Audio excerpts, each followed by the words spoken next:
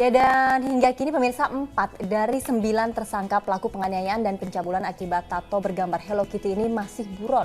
Dan kita akan bergabung bersama rekan kami Stella Clarissa. Kita akan mengkonfirmasi bagaimana perkembangan terkini dari kasus ini. Stella, informasi yang Anda dapatkan dari Bantul, daerah istimewa Yogyakarta, bagaimana dengan perkembangan terakhir dari pengusutan kasus ini?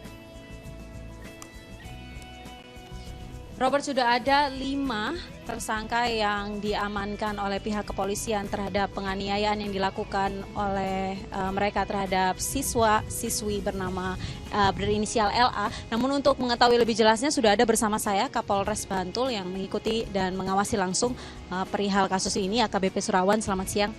Boleh dijelaskan update terakhir Pak terkait kasus penganiayaan ini? Terima kasih Mbak Sela.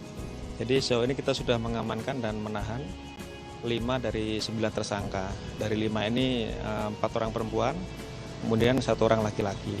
Dari 5 ini 3 masih berstatus sebagai siswi sekolah menengah atas, kemudian 1 diantaranya masih berusia di bawah umur. Oke, dari 5 ini Pak, terus kemudian sudah olah TKP. Motif yang ditemukan itu selain karena tatonya sama, itu yang menjadi perbincangan masyarakat banyak, apalagi Pak, mungkin ada indikasi lain? Jadi memang kejadian ini tidak serta-merta terjadi dan tidak saat ini saja ya.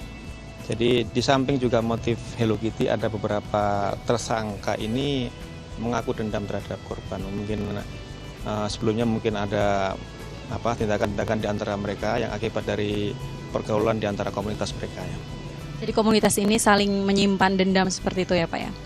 Memang ada sebagian yang dulu memang menyimpan dendam terhadap korban ini. Oke, baik. Ancaman hukumannya Pak untuk para tersangka ini? Untuk para pelaku sendiri kita kenakan dengan pasal 333 KUHP tentang merampas kemerdekaan orang lain, kemudian juga kita terapkan pasal 170 dan pasal 351 ayat 2. Jadi ancaman hukumannya di atas 10 tahun. Ya. Dengan kondisi ini baru 5 orang Pak, ada 9 orang, 4 orang lainnya itu upaya apa yang sudah dilakukan sejauh ini untuk kemudian bisa mengumpulkan mereka semua? Untuk pelaku yang lain kita sudah melakukan pengejaran, kita sudah bentuk tim untuk melacak keberadaan mereka dan mudah-mudahan dalam waktu dekat ini kita bisa segera menangkap 4 orang yang masih di luar sekarang ini.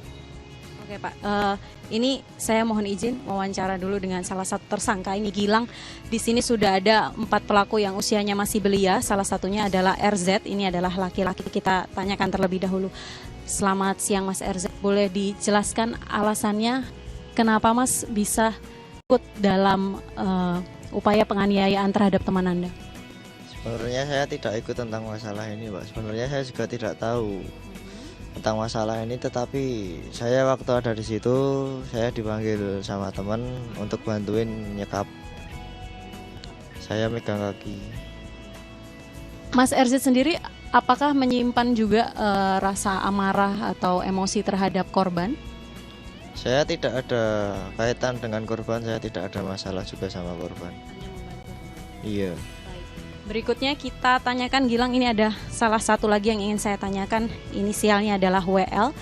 Selamat siang Mbak WL, boleh dijelaskan alasannya kenapa memperlakukan teman Anda seperti itu?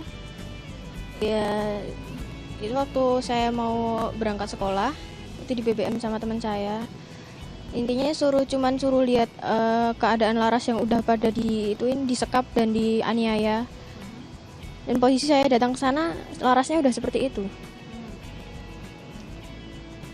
Apa yang Mbak lakukan waktu itu?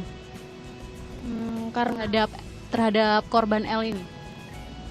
Karena dulu saya pernah dikeroyok oleh korban, lalu saya sempat memukulnya. Dalam posisi keadaannya udah gundul dan babak belur. Jadi waktu Anda datang kondisi korban L ini sudah gundul dan babak belur? Iya benar. Baik. Terakhir Gilang, saya ingin menanyakan kepada salah satu pelaku ini, inisialnya PT. Mbak, boleh saya tahu alasannya apa Anda memperlakukan teman Anda seperti itu? Dulu dia belum kenal aku, udah buat masalah duluan. Emang dia orangnya kan sering buat masalah. Aku di situ juga udah sampai situ korban udah gundul, udah keadaan dianiaya. Tapi ini kan orang kenalnya adalah pertikaian ini dikarenakan lambang Hello Kitty. Kalau Mbak sendiri kan lihat, kita tahu Hello Kitty itu adalah lambang yang lembut, yang lucu gitu. Menurut Mbak, bagaimana tanggapan Mbak berantem hanya karena lambang Hello Kitty? Ya, itu masalahnya dia yang sama Ratu yang pertama Mbak, jadi nggak tahu. Oke, jadi masing-masing punya masalah sendiri-sendiri, hanya terhubung dengan pelaku utama ini ya. Baik, terima kasih atas waktunya. Dan itu tadi Gilang, perbincangan singkat kami, namun terakhir saya ingin menanyakan kepada AKBP Surawan, ada himbauankah untuk mereka yang masih muda, khususnya di Yogyakarta dan juga di Indonesia, kalau menghadapi kasus seperti ini, Pak? Jadi kita himbau pada anak-anak muda ya, apabila terjadi tindakan kekerasan agar tidak segan-segan untuk melaporkan pada pihak kepolisian. Dan yang terpenting pada mereka ini ya, baik pelaku maupun korban. Jadi untuk pelaku di bawah umur tetap kita berikan pendampingan ya pada mereka dari Lembaga Perlindungan Anak di Yogyakarta. Kemudian juga yang korbannya juga kita berikan pendampingan dari Pusat Pelayanan Terpadu Perlindungan Perempuan dan Anak Kabupaten Bantul. Ya, pendampingan. Terima kasih atas waktunya AKBP Surawan.